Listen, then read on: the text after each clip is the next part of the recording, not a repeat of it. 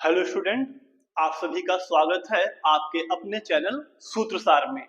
यहाँ बच्चों आपको सिर्फ पढ़ाया ही नहीं जाता बल्कि यहाँ पे बोर्ड एग्जाम में लिखने का सिस्टमेटिक तरीका भी बताया जाता है। तो बच्चों आज इस लेक्चर 9 में हम लोग देखने वाले हैं क्लास 12th मैथ का चैप्टर नंबर 1 संबंध एवं फलन के 3 ऐसे क्वेश्चन जिसका पार्ट 1 तो बच्चों लगभग मैक्सिमम स्टूडेंट कर लेते हैं, लेकिन पार्ट बी में समझ में नहीं आता कि आखिर हम लोग इसको बोर्ड एग्जाम में लिखेंगे कैसे। आंसर तो पता होता है लेकिन अधिकतर बच्चों को प्रॉब्लम ये होता है कि इसका आंसर हम लोग रिप्रेजेंट कैसे करें। तो बच्चों चलिए हम लोग शुरू करते हैं और देखते हैं कि इन टाइप के प्रश्नों को हम लोग कैसे सॉल्व करेंगे। तो बढ़ते हैं आज बच्चों हम लोग अपने अगले क्वेश्चन की तरफ। पिछले लेक्चर में बच्चों आप लोगों ने देखा था क्वेश्चन नंबर 11 और आज हम लोग शुरू करने वाले हैं क्वेश्चन नंबर 12 से। तो बच्चों यहां इस क्वेश्चन में दिया है, कह रहा सिद्ध कीजिए कि समस्त त्रिभुजों के समुच्चय ए में, अब यहां बच्चों क्या दिया, कह रहा एक त्रिभुज है ए। तो सबसे पहले हम लोग लिखते हैं दिया क्या, हमें एक त्रिभुज दिया है ए, वो एक समुच्चय दिया है ए। अब इस समुच्चय के अंदर समस्त त्रिभुज हैं, तो हमारे पास क्या है समस्त त्रिभुज। समस्त त्रिभुज इस समुच्चय के अंदर सारे के सारे बच्चों त्रिभुज भरे हुए हैं। अब इसमें संबंध दे रहा है कि एक संबंध आर दे रहा है कि T1, T2 such that T1 T2 के समरूप है।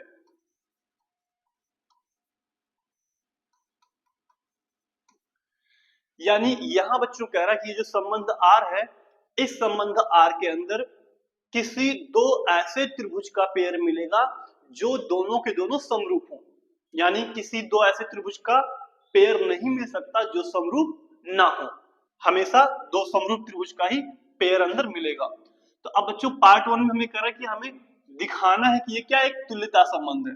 तो तुल्यता संबंध के लिए सबसे पहले हम लोग दिखाएंगे बच्चों कि ये हमारा क्या स्वतुल्य संबंध है। तो यहाँ पे हम लोग सबसे पहले दिखाएंगे स्वतुल्य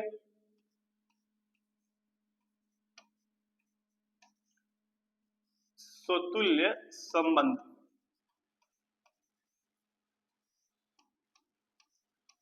तो बच्चों हमें पता है चूंकि प्रत्येक त्रिभुज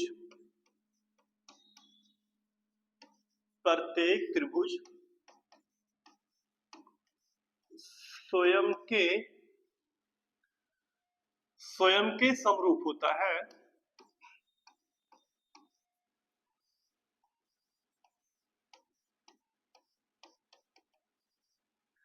अतः बच्चों हम लोग लिख सकते हैं अगर इस समुच्चय के अंदर से हम कोई एक त्रिभुज T1 ले लें तो उस T1 का कनेक्शन T1 से बनेगा। यानी हम लोग लिख सकते हैं T1, T1 belongs to R for all T1 belongs to A। इसका मतलब है कि समुच्चय A के अंदर जितने भी त्रिभुज हैं उन सभी का कनेक्शन खुद से बनेगा। अगर बच्चों ये चीज सही है तो इसका मतलब हमारा जो संबंध R है, अतः R स्वतुल्य है। अब बच्चों हम लोग दूसरे स्टेप की तरफ बढ़ते हैं, सममित दिखाएंगे।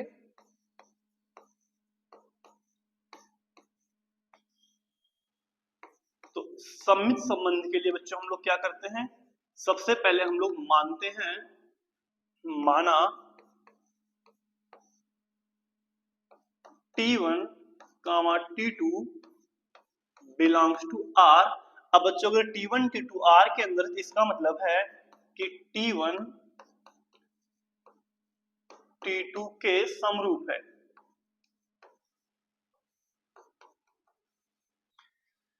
अब बच्चों अगर T1 T2 के समरूप है तो इसका मतलब है कि जो T2 है वो भी T1 के समरूप है। उल्टा भी सही होगा, अगर दो त्रिभुज एक दूसरे के समरूप T1 T2 के समरूप है बच्चों तो उसका उल्टा भी सही होगा। तो यहां से हम लोग लिख सकते हैं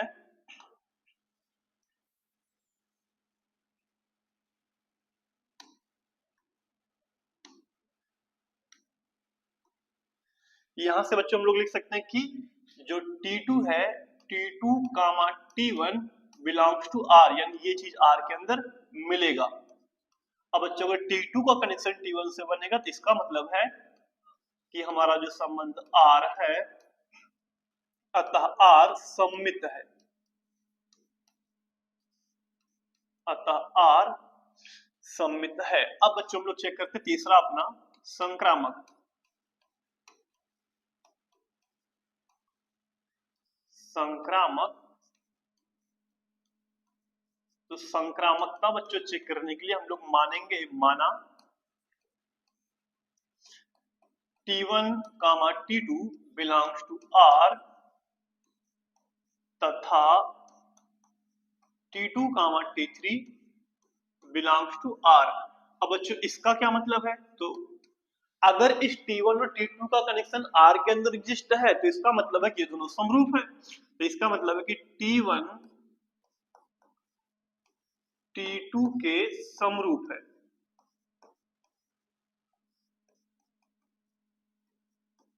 तथा अब बच्चों T2 और T3 भी R के अंदर, इन दोनों का भी कनेक्शन R के अंदर मिल रहा है। तो इसका मतलब है कि जो T2 है वो T3 के समरूप है। अब बच्चों T2 T1 के भी समरूप है, यही T2 T3 के भी समरूप है। तो इसका मतलब हम लोग लिख सकते हैं कि T1 T3 के समरूप होगा।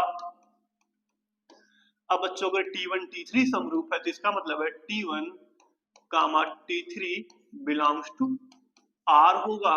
अगर ये बच्चों ये R के अंदर मिलेगा तो इसका मतलब है अतः R संक्रामक है।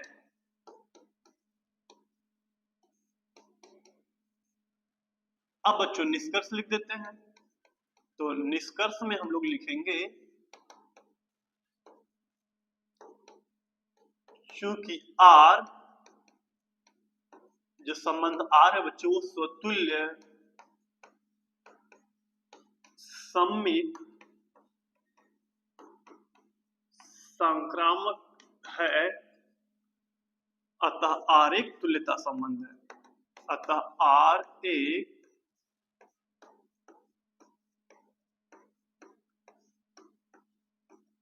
तुल्यता संबंध है। ये बच्चों इस क्वेश्चन का पार्ट 1 हमारा प्रूफ हो गया है, जिसमें हमने सिद्ध कर दिया कि R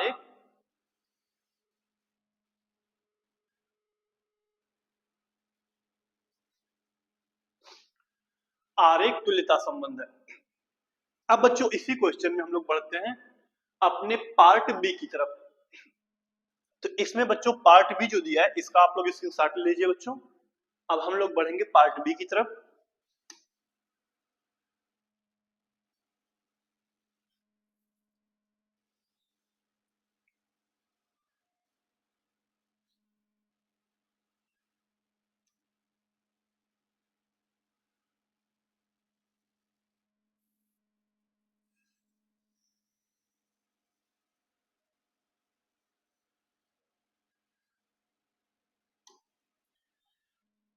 अब बच्चों पार्ट बी में हमें दिखाना है, क्या दिखाना है कि भुजाओं 3, 4, 5 वाले समकोण त्रिभुज T1 भुजाओं 5, 12 और 13 वाले समकोण त्रिभुज T2 और दिया एक त्रिभुज T3 6, 8 और 10 वाले पर विचार कीजिए, इसमें कौन कौन से संबंधित हैं।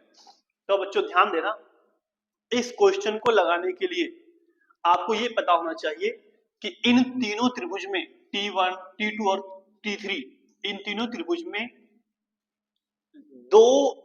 कोई दो त्रिभुज ऐसे ही संबंधित हो सकते हैं जो दोनों समरूप हो, क्योंकि संबंध क्या है, संबंध समरूप का है, यानी दो त्रिभुज वही संबंधित हो सकते हैं, उनका ही रिलेशन बनेगा जो समरूप हो। अब बच्चों समरूप का दो शर्त है। पहला शर्त,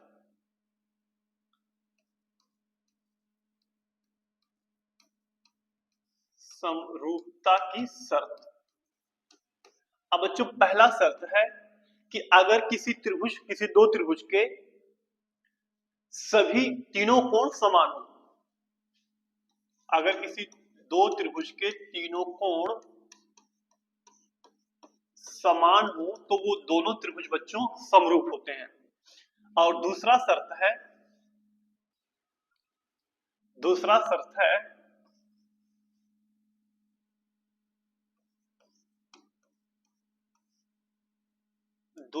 बच्चों भुजाओं का अनुपात। अगर बच्चों किसी दो त्रिभुज के तीनों भुजाओं का अनुपात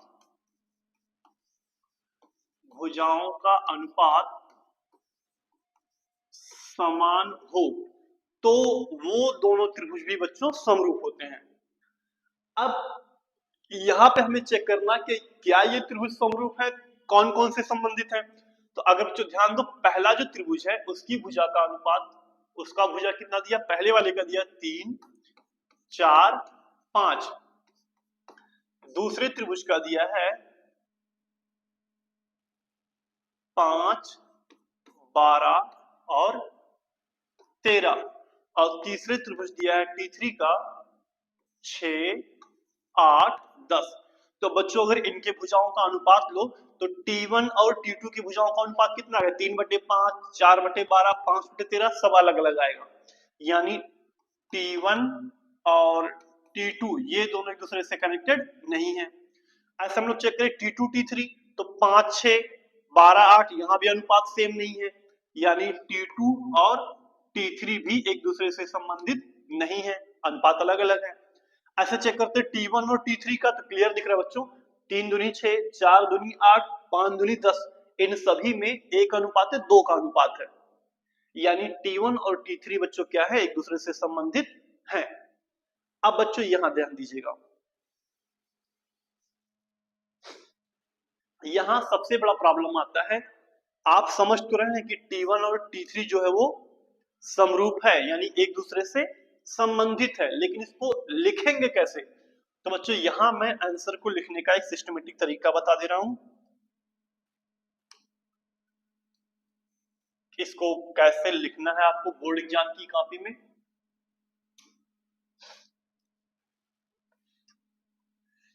तो बच्चों सबसे पहले आप लोग इसके पार्ट बी में लिखेंगे। लिखना क्या, आप अगर फिगर बना के ही ऐसे दिखा दें तो ज्यादा बेटर रहेगा।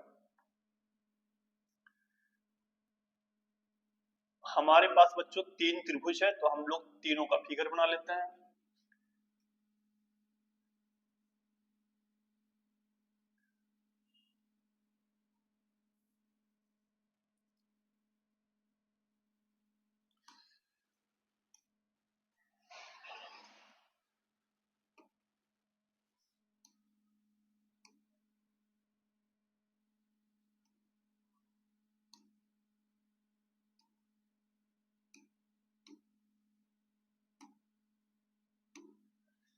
ये बच्चों हमारे पास 3 त्रिभुज है और हम एक को नाम दे देते हैं T1, एक को T2 और एक को नाम देते हैं T3। अब पहले त्रिभुज में, ये बच्चों आंसर में आप लोग लिखेंगे, पहले त्रिभुज का अनुपात कितना दिया, 3, 4, 5, 3, 4 और ये 5। फिर अगले में दिया बच्चों, ये दिया 5, 12 और 13, और यहां दिया बच्चों अगला 6, 10 और दिया है यहाँ पे 8। अब बच्चों यहाँ पे ध्यान देना, ये जो बगल में नंबर लिख रहा है इसे आप लोग नोट मत कीजिएगा, ये फिगर यहीं से उठा ले रहा है। ये जो नंबर लिखा बच्चों इसे आप लोग नोट मत कीजिएगा, ये इस नंबर पे ध्यान मत दीजिएगा।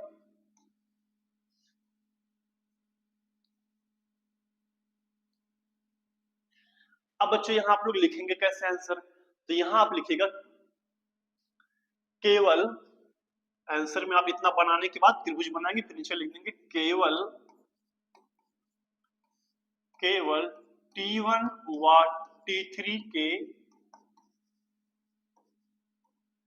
यहाँ चौकी लगा देते हैं, भुजाओं का अनुपात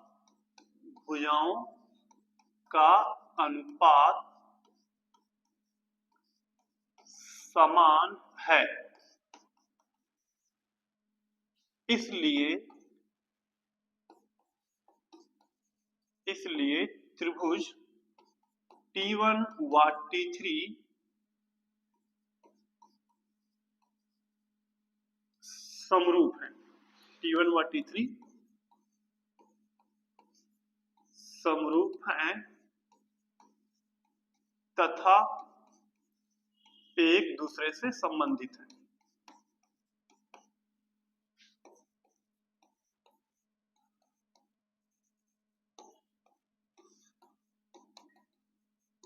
क्योंकि बच्चों ये पूछा था कौन कौन से संबंधित है, तो जो दो त्रिभुज समरूप है वही दोनों आपस में संबंधित हो सकते हैं।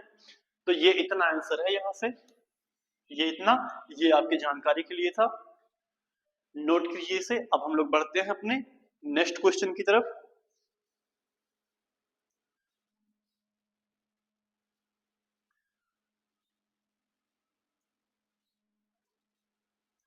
अब अगला क्वेश्चन बच्चों, क्वेश्चन नंबर 13।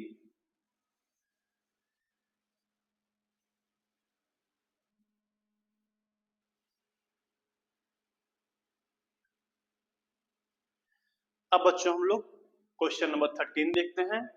यहां कर बच्चों सिद्ध कीजिए कि समस्त बहुभुजों के समुच्चय ए में, तो यहां दिया बच्चों, सबसे पहले नोट कर लेते हैं क्या क्या दिया है। दिया है एक बहुभुज है ए, और ए यहां पर है समस्त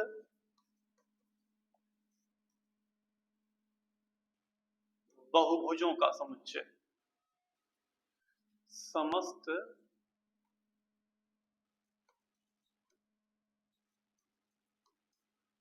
बहुभुजों का समुच्चय।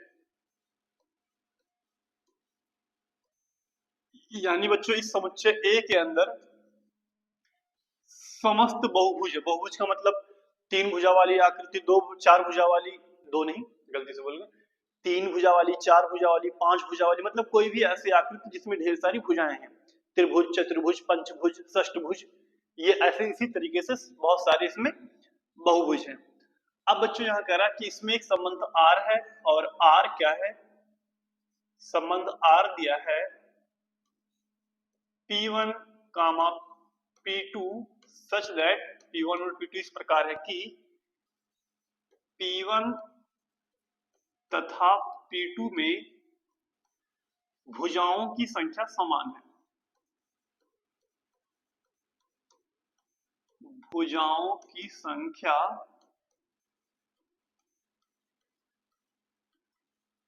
समान है। यानी यहां बच्चों क्वेश्चन कर रहा है कि इस संबंध R के अंदर किसी दो ऐसे बहुभुज का पेयर मिलेगा जिन बहुभुजों में भुजाओं की संख्या समान हो। साइज छोटा बड़ा उससे नहीं मैटर करता, यहाँ पे अगर भुजाओं की संख्या समान है तो उन दोनों का पेयर R के अंदर मिलेगा। जैसे अगर कोई त्रिभुज है तो त्रिभुज का कनेक्शन त्रिभुज से बनेगा, अगर कोई चतुर्भुज है तो उस चतुर्भुज का कनेक्शन चतुर्भुज से बनेगा, साइज से कोई मैटर नहीं, छोटा बड़ा चाहे जो हो। तो अब हमें सिद्ध करना कि एक तुल्यता संबंध है, तो सबसे पहले हम लोग बच्चों दिखाएंगे यहाँ पे स्वतुल्य।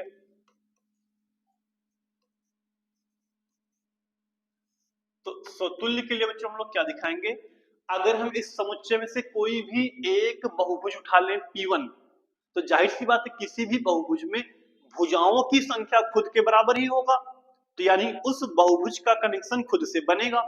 तो इसको हम लोग बच्चों ऐसे लिखेंगे, चूंकि P1 तथा P1 में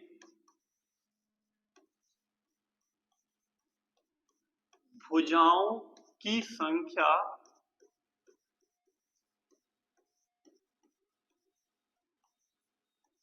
समान होगी, या समान होती है, लिख देते हैं समान होती है, इसलिए बच्चों P1 का कनेक्शन P1 से बनेगा, यानी P1 belongs to R for all P1 belongs to A। मतलब इस समुच्चय A के अंदर जितने भी बहुभुज हैं उन सभी का कनेक्शन खुद से बनेगा। अगर ऐसा सही है तो इसका मतलब है अतः संबंध R स्वतुल्य है। अब बच्चों पार्ट 2 की बात करते हैं, सममित चेक करते हैं सममित है कि नहीं। तो बच्चों इसके लिए हम लोग मानेंगे, सबसे पहले माना यहाँ पे P1 P2 दिया तो हम लोग भी इसी टर्म में मानते हैं कि P1 comma P2 belongs to R। अब सममित का शर्त तो बच्चों ये कहता है कि अगर P1 का कनेक्शन P2 से बन रहा है तो इसका उल्टा भी होना चाहिए, तभी सममित होगा। तो अगर बच्चों P1 का P2 से बन रहा है तो इसका मतलब है कि P1 तथा P2 में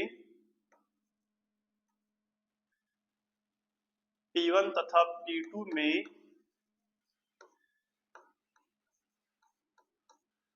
भुजाओं की संख्या समान है। अब अगर P1 P2 में भुजाओं की संख्या समान है बच्चों तो P2 तथा P1 में उल्टा भी सही है, P1 में भी भुजाओं की संख्या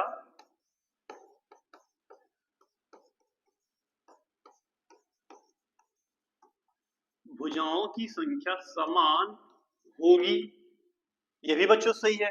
अगर ये बात सही है बच्चों तो हम लोग अब लिख सकते हैं यहां से बच्चों हम लोग अब लिख सकते हैं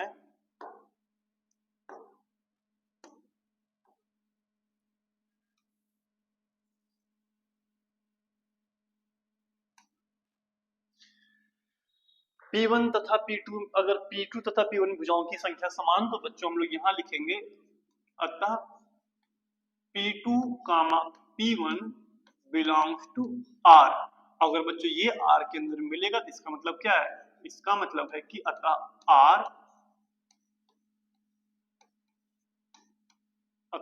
R सममित है। यहां बच्चों की ध्यान दीजिएगा, ये मात्रा अपने आप टच हो जा रहा है बार बार।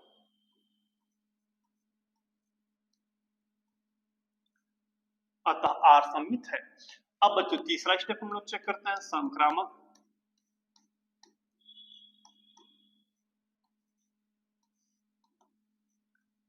तो इसमें हम लोग क्या मानेंगे बच्चों, इसमें हम लोग मानेंगे माना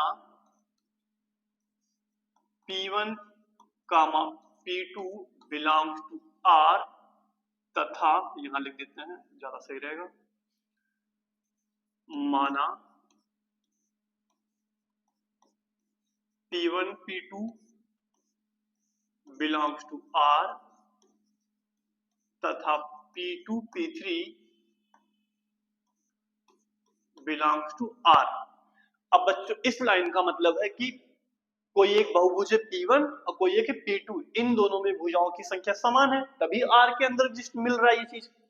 सेम ऐसे P2 और P3 अगर R के अंदर मिल रहा है इन दोनों का पेयर तो इन दोनों में भी भुजाओं की संख्या समान है। तो हम लोग यहां से लिख सकते हैं इसका मीनिंग क्या होगा, इसका मीनिंग होगा अतः P1 व P2 में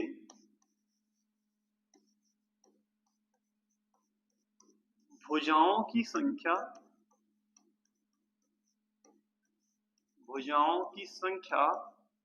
समान है तथा P2 व P3 में भी भुजाओं की संख्या समान है।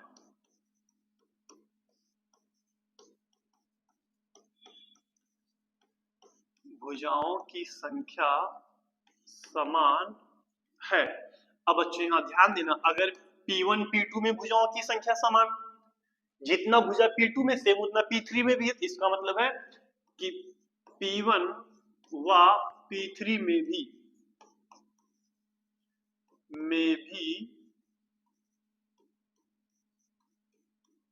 भुजाओं की संख्या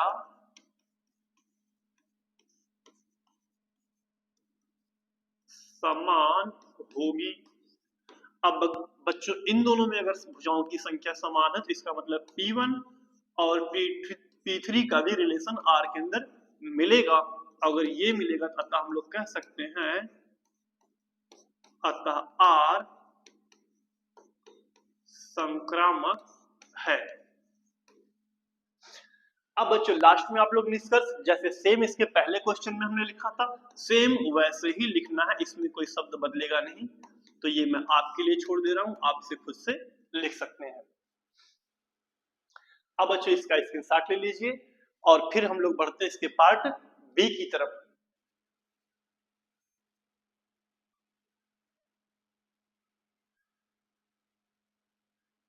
अब पार्ट बी में बच्चों कह रहा है, इसका स्क्रीनशॉट आप लोग ले लीजिए, फिर हम लोग देखते हैं आगे।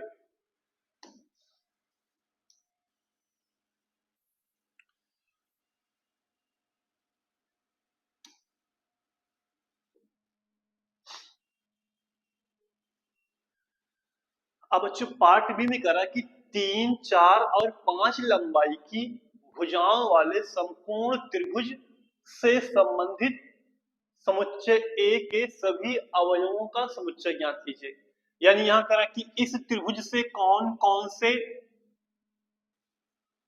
त्रिभुज, या कह रहा त्रिभुज 3, 4, 5 लंबाई की भुजाओं वाले समकोण त्रिभुज से संबंधित समुच्चय ए के सभी अवयवों का समुच्चय लिखिए। मतलब ऐसे कौन कौन से अवयव हैं जो इन 3 भुजा वाले समकोण त्रिभुज से संबंधित होंगे। तो जाहिर सी बात है बच्चों, इसमें भुजाओं की संख्या है 3, इस बहुभुज में भुजाओं की संख्या है 3, यानी इन तीनों से जो भी संबंधित होगा उसमें भी भुजाओं की संख्या 3 है। 3 होगा तभी संबंधित होगा, क्योंकि भुजाओं की संख्या बराबर होगी तभी वो एक दूसरे से संबंधित होंगे। तो पूछ रहा है कौन कौन से अवयव संबंधित होंगे, उसका समुच्चय लिखो। तो इस पार्ट में बच्चों बहुत ही आंसर आसान है, इसको हम लोग लिखते हैं पार्ट बी।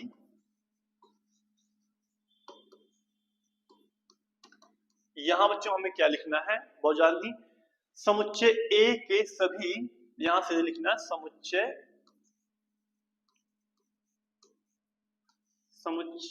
ए के सभी त्रिभुजों का समुच्चय, सभी त्रिभुजों का समुच्चय भुजाओं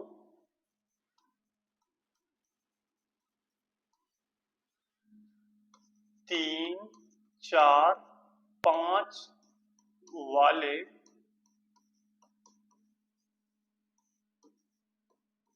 त्रिभुज से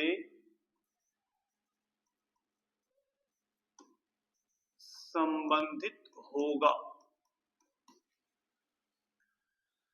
अब बच्चों इसका क्या मतलब है, क्योंकि इसमें 3 भुजा है तो इससे केवल वही बहुभुज संबंधित होगा जिसमें 3 भुजा हो। तो अब पूछा था समुच्चय कौन सा होगा बच्चों, तो जाहिर सी बात है एक ऐसा समुच्चय जिसके अंदर केवल सारे के सारे त्रिभुज मौजूद हों। तो वही चीज हमने यहां लिख के बता दिया और इतना ही हमारा आंसर है पार्ट बी का। अब हम लोग बढ़ते हैं अपने क्वेश्चन नंबर 14 की तरफ बच्चों।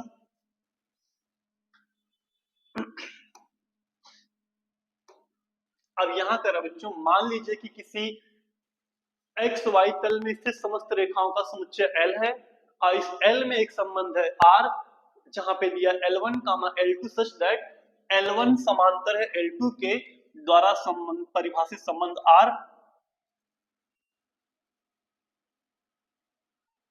द्वारा परिभाषित संबंध R सिद्ध कीजिए कि R एक तुल्यता संबंध है। इसको तुल्यता दिखाना तो डायरेक्टली हम लोग दे देते हैं बच्चों। अब माना होना आप लोग लिख लीजिएगा, सीधे सीधे हम लोग लिखते हैं स्वतुल्य है कि नहीं। तो बच्चों आपको पता है कि प्रत्येक रेखा स्वयं के समांतर होता है, तो चूंकि प्रत्येक रेखा स्वयं के समांतर होती है,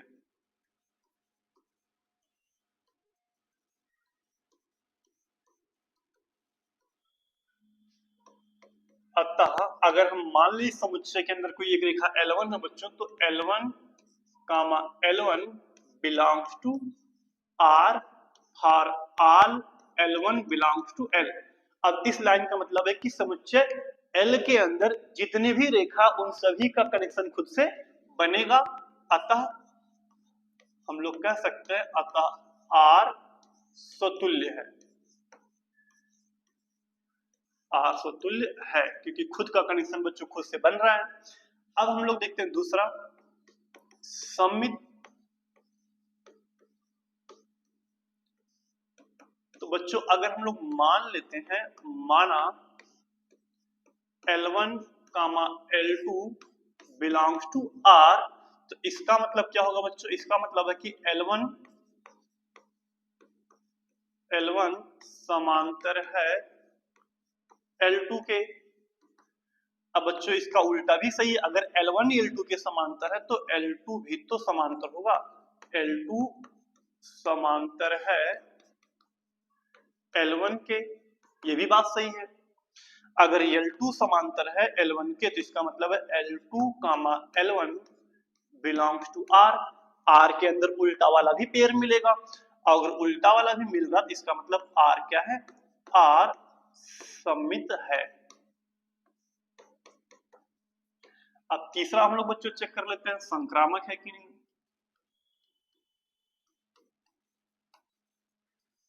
संक्रामक, तो संक्रामक के लिए बच्चों हम लोग मानेंगे, माना L1, L2 belongs to R तथा L2, L3 belongs to R। अब बच्चों अगर हम लोग ये मान रहे हैं तो इसका मतलब है कि L1 समांतर है L2 के तथा L2 समांतर है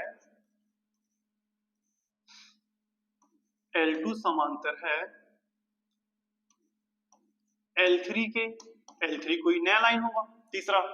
तो अब बच्चों अगर L1 L2 के समांतर है, L2 L3 के समांतर, तो इसका मतलब क्या है? इसका मतलब है कि L1 समांतर है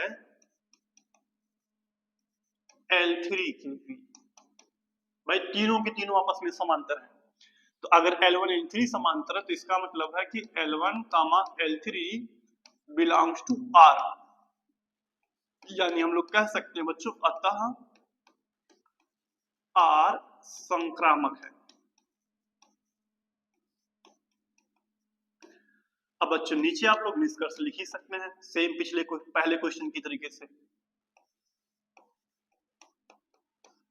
चूंकि संबंध R स्वतुल्य है, सममित है, संक्रामक है, अतः R एक तुल्यता संबंध है। ये तो बच्चों हो गया पार्ट 1 जो कि सब लोग कर लेते हैं। दिक्कत कहां होता है आपको बच्चों? पार्ट 2 की तरफ। तो अब हम लोग बढ़ते हैं अपने पार्ट 2 की तरफ। एक बार इसका आप लोग स्क्रीनशॉट ले लीजिए, फिर बढ़ते हैं पार्ट 2 की तरफ बच्चों।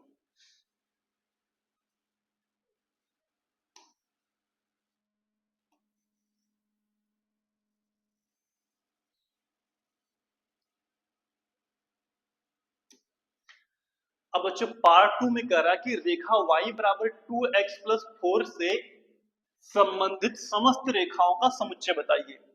अब बच्चों इस रेखा से संबंधित वही रेखाएं होंगी जो इसके समांतर होंगी।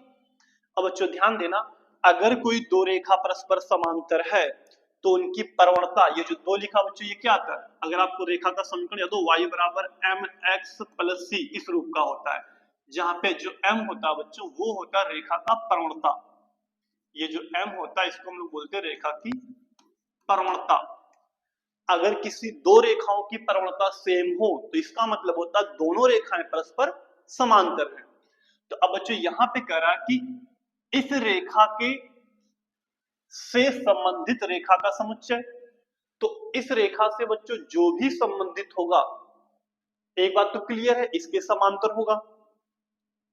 यानी जो समुच्चय होगा इससे संबंधित, उसके अंदर सारे के सारे जो रेखाएं होंगी वो सब का प्रवणता 2 होगा, क्योंकि सबके सब इसके समांतर हैं तो सबकी प्रवणता 2।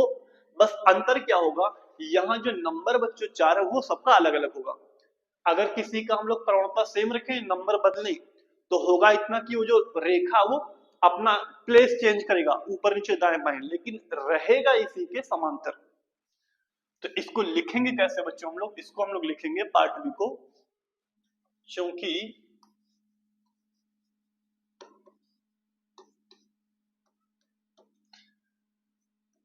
चूंकि समांतर रेखा की प्रवणता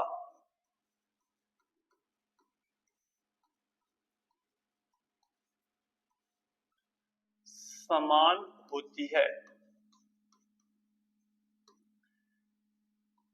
इसलिए y बराबर 2x प्लस 4 के समांतर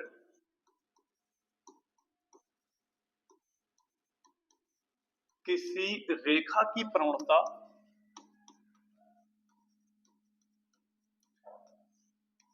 y बराबर 2x प्लस c होगा, जहां बच्चों जो c है वो कोई रियल नंबर होगा, जहां c बिलोंग्स टू r। सी हम लोग बदलने से सिर्फ रेखा का प्लेस स्थान बदलेगा, लेकिन रहेगा वो इस रेखा के समांतर। क्यों? क्योंकि प्रवणता दोनों का सेम है। तो अब बच्चों हमसे पूछा था कि इस रेखा से संबंधित रेखा का समुच्चय, तो अतः संबंधित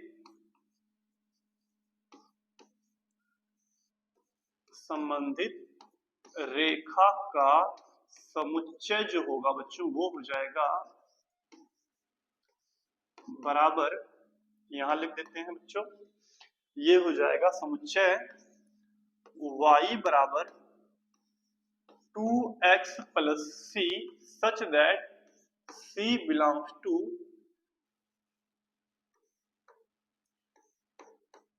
r। यही होगा बच्चों हमारा इस रेखा से संबंधित समुच्चय। तो यही हमारा आंसर हो गया बच्चों।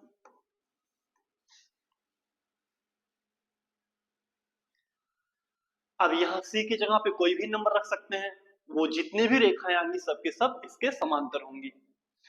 अब बच्चों हम लोग बढ़ते हैं अपने अगले क्वेश्चन की तरफ, इस एक्सरसाइज के। अब अगला बच्चों क्वेश्चन ये एमसीक्यू है। यहां पे बच्चों दिया है कि समुच्चय 1 2 3 4, इस समुच्चय के अंदर 1 से 4 तक की संख्याएं हैं और इसमें एक संबंध परिभाषित है। तो हमें चेक करना कि इन चारों में कौन सा ऑप्शन सही होगा। तो सीधे सीधे स्वतुल्य सममित संक्रामक चेक करना है।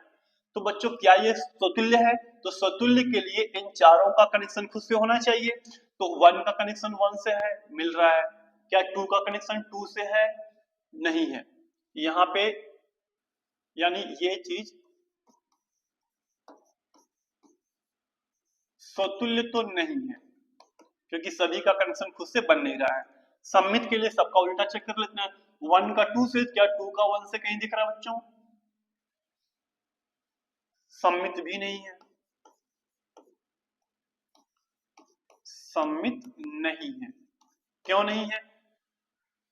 1 का कनेक्शन 2 से तो बन रहा है, लेकिन 2 का कनेक्शन कहीं भी 1 से नहीं, उसका उल्टा नहीं मिल रहा है। संक्रामक एक चीज बच्चों, स्वतुल्य हमने चेक करने में शायद गलती कर दिया है। स्वतुल्य है क्योंकि 1 का कनेक्शन 1 यहां बन रहा है, 2 का यहां 2 से बन रहा है और 4 का यहां से बन रहा है, 3 का यहां बन रहा है, यहां आधा इधर है। तो स्वतुल्य बच्चों है, स्वतुल्य हमारा है। गलती हो गया था पहले देखने में। स्वतुल्य है, सम्मित नहीं है। अब संक्रामक चेक करते हैं बच्चों। तो संक्रामक में 1 का कनेक्शन 2 से बन रहा है बच्चों, 2 का 2 से बन रहा, तो 1 और 2 में बन रहा है। जहां सेम सेम हो बच्चों, ट्रिक मैंने बताया था, जहां सेम सेम हो संक्रामक चेक ही नहीं करना है। यहाँ भी सेम सेम चेक ही नहीं करना है, यहाँ भी नहीं चेक करना है। 1 का कनेक्शन 3 से बन रहा है और 3 का कनेक्शन बन रहा है बच्चों 3 से, तो 1 और 3 में भी बनना चाहिए, जो कि पहले सही है यहाँ पर। तो इसको भी नहीं चेक करना है। अब 3 का कनेक्शन बच्चों बन रहा है 2 से, और 2 का कनेक्शन किससे बन रहा है? 2 का कनेक्शन बन रहा है 2 से, तो इस हिसाब से 3 और 2 का होना चाहिए, मौजूद है, तो चेक करने की जरूरत ही नहीं है, संक्रामक है। आगे ये संक्रामक है, तो बच्चों राइट आंसर हमारा क्या होगा, स्वतुल्य है, संक्रामक है लेकिन सम्मित नहीं है। तो पहला दिया स्वतुल्य है, सम्मित है, ये गलत है पहला वाला। दूसरा दिया स्वतुल्य है, संक्रामक है किंतु सम्मित नहीं है, यही बी वाला हमारा सही है। अगले क्वेश्चन की तरफ बढ़ते हैं बच्चों हम लोग। अब इसमें करेक्ट मान लीजिए समुच्चय n में संबंध r a, b दिया सच दैट a बराबर b माइनस 2 और b बड़ा है 6 से। प्रदत्त संबंध r है तो निम्नलिखित में कौन सा सही होगा। कह रहा क्या 2,4 r के अंदर मिलेगा। तो बच्चों ध्यान देना, इस कह रहा इस r के अंदर दो नंबर a और b ऐसे मिलेंगे पेयर में जिसमें जो b वाला होगा दूसरा नंबर ये हमेशा 6 से बड़ा होना चाहिए, और साथ में कह रहा कि जो a है वो a जो है वो b से 2 कम है। तो बच्चों पहली बात तो देखो यहाँ b की जगह पे यहाँ 6 से छोटा नंबर तो ये तो हो ही नहीं सकता, पहले ही गलत है। अब इस 3 में बच्चों ध्यान दो यहां, अच्छा इसको ऐसे अगर देखो कह रहा b में से अगर 2 घटाएंगे तो a आना चाहिए। तो बच्चों यहां ध्यान दो 8 में से अगर तुम 2 घटाओगे तो क्या 3 आएगा, बिल्कुल नहीं। 8 माइनस अगर 2 करोगे तो 6 आएगा, ये वाला सही बच्चों तीसरा। अब यहाँ क्योंकि ये क्यों सही है, 8 में से यानी b की जगह पे जो नंबर लिखा है उसमें से अगर हम 2 को माइनस कर लें तो हमारा क्या आ रहा है 6 जो कि a है, तो ये वाला हमारा सही है तीसरा ऑप्शन। तो बच्चों आज का लेक्चर हमारा यहीं पे समाप्त होता है और यहीं पे समाप्त हो रहा है एक्सरसाइज 1.1। तो इसके अगले लेक्चर में बच्चों हम लोग लेकर आएंगे बहुत ही खास टॉपिक आपके लिए जो कि है फलन। तो तब तक के लिए इंतजार कीजिए।